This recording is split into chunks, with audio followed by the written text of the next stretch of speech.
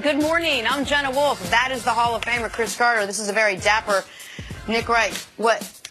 Oh, my lapel pin. I haven't seen that. Usually it's the flower. It's brand new. It's the Trinidad flag. This was given to us by friends in Trinidad that are amazingly, maybe because it's an hour later there, I'm not quite sure the reason, huge first things first fans. What about they like you? I didn't know the folks in Trinidad were caring so much about American sports. Those took a trip there. Some of the police officers in Trinidad pulled over their car to say, "Where's Chris Carter?" I said, "He is not with me in Trinidad," but asked about Jenna Wolf, so I wanted to represent them and their culture, and so wearing the flag this morning. Two things that was overlooked. One, you said they probably watched because the show starts an hour later, so if the bosses are watching, if that's something you want us to do, we are happy to wrap our heads around starting an hour later.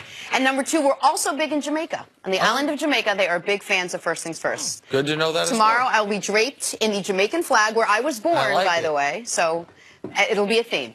You're next. Welcome CC. to the show. Pick a Thank country. you so much.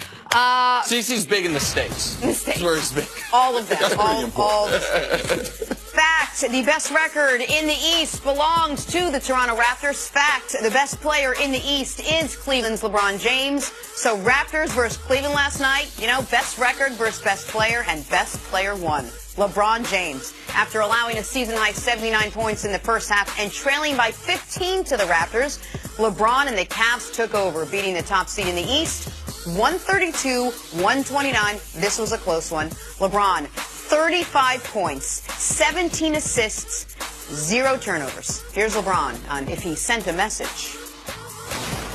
No.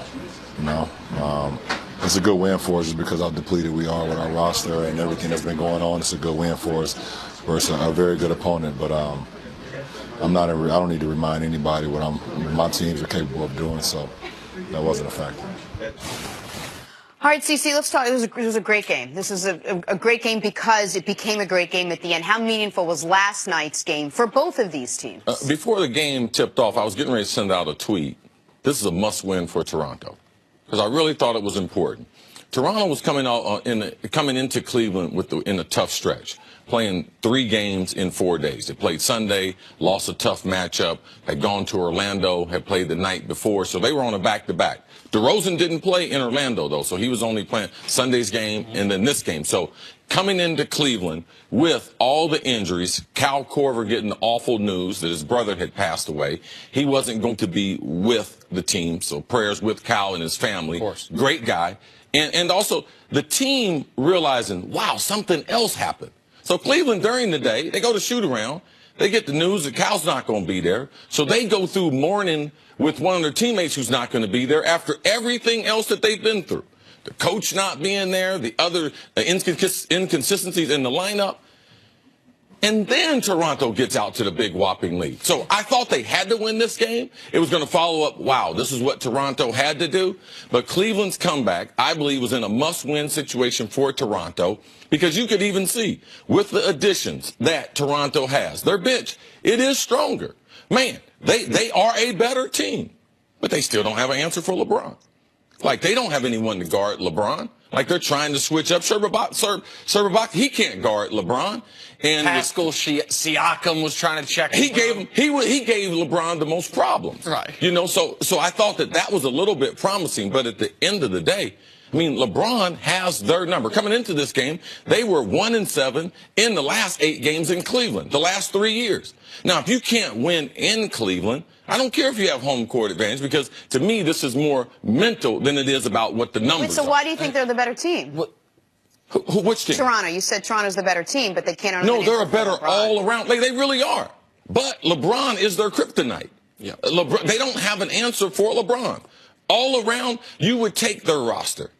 Besides LeBron, the coaching situation, Casey's done a great job there. I mean, but the numbers are just overwhelming as far as LeBron's dominance of Toronto. And I thought it was really important, too. LeBron's got a lot of new guys with him. They haven't seen LeBron do this to Toronto. Right. So for them, it was more like make-believe. CC, you went into it thinking it might be a must-win for Toronto. I went into it thinking Toronto should maybe play nobody. They got the 1 seed locked up. They have nothing to gain in this game, in my eyes. They weren't going, even if they won that game, they weren't going to get a mental edge on LeBron. Maybe on some of the fringe players with Cleveland, but because Cleveland had the built-in excuses. If they could have followed up the second half with something similar to the first half, that would have really helped. If they'd have blown them out, sure, absolutely. I mean, the way their bench played, because their bench players would be able to gain more confidence because they haven't been there the last 3 years. I didn't see a blowout coming. Now, the first half, the Cavs, I sent out a tweet. I was like, I'm really impressed by the Cavs' inspired effort on defense. I mean, it was egregious defense, by the way, by both teams, essentially, in the first half. But teams. Toronto was extraordinary in the first half. I didn't see a blowout coming. And I thought maybe Toronto would say, you know what, Cleveland, we're not showing you nothing till the Eastern Conference Finals. We're going to take this game off. They obviously didn't. They had their full complement of players, except for C.J. Miles, who was out. And this was the worst possible result for the Raptors. This was worse than being blown out because you had them, and then what happened?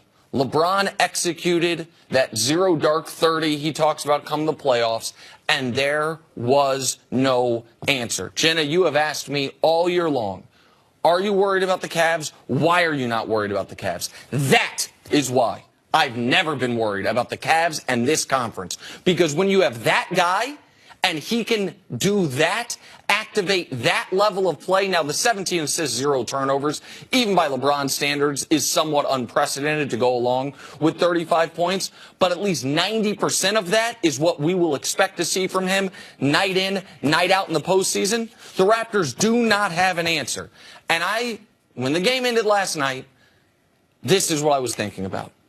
When the Cavs are up 3-1 in the Eastern Conference Finals, and they've won Game 4 in Cleveland, this is the game that people will remember. This is the game where Cleveland reminded everyone that if you don't have either a way to just send waves at LeBron or an overwhelming level of talent the way the Warriors do, in a playoff series, when he played 39 minutes last night. In the playoffs, he's going to play 43. So there's going to be fewer minutes where it's just Cleveland's bench against your bench. You don't have an answer for that. After the game last night, Larry Drew, who's in for Ty Lue, who's off on medical leave, said there's always one game that you can look to over the course of the season that's a turning point game for your team. It could be early on, it could be late, it could be somewhere in the middle. But it is a significant turning point. And he said for us, with 5 players out, with our head coach who's out sick, for LeBron to come in up against this Toronto Raptors team, this was a turning point game. Do you believe that? It was a big game for him. It was a big game. It also could be the game, too, that George Hill got back on track. Because regardless of LeBron played a once-in-a-lifetime game.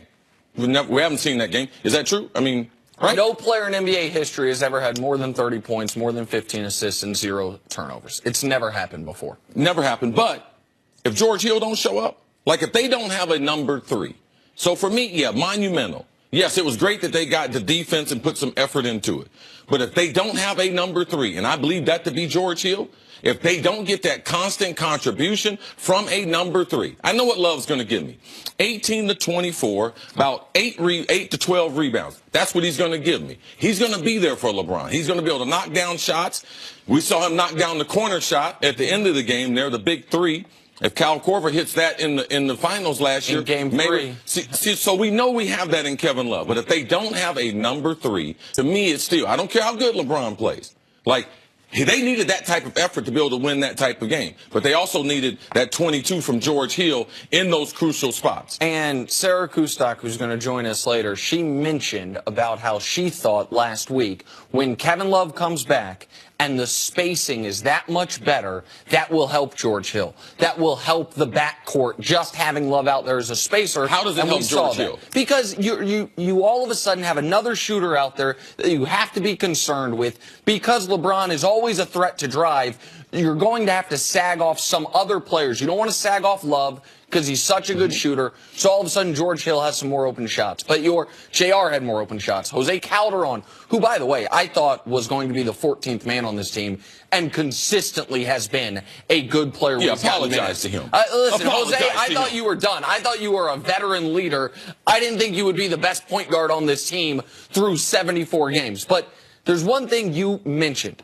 The pass to Love on what was essentially the game-clinching basket. They were up. LeBron could have shot it. LeBron could have shot it.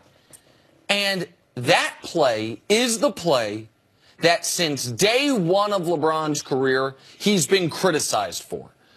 LeBron's entire career, we've said, man, Kobe would have taken that shot. Mike would have taken that shot.